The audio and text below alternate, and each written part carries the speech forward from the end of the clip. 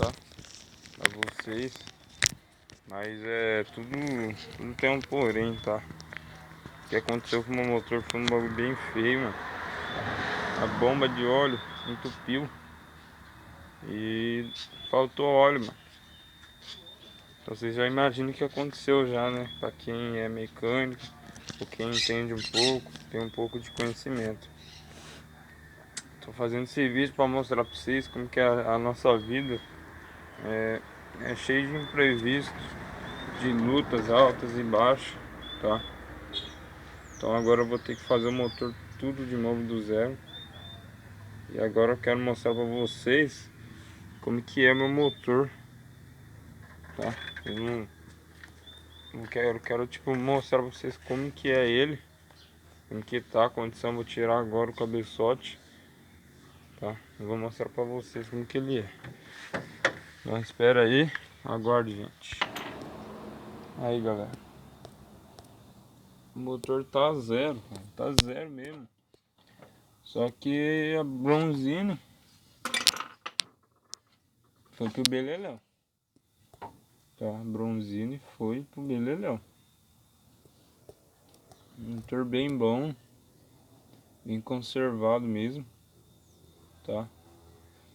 É que eu fico triste de mostrar uma coisa dessa pra vocês, sabe?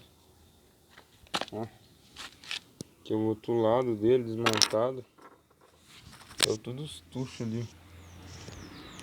É complicado. A junta, tem problema. Tem problema, junta. Junta era original. Nossa, nova mesmo. Tristeza, cara. Acredito que tô desmontando o motor aqui que teve pouco tempo, tá? Mas assim mesmo. Tranquilo. Então, galera, pra vocês verem como que é o negócio. Mas é assim mesmo. Agora vai ter bastante conteúdo a vocês de passo a passo sobre esse motor, como que ele tá ficando.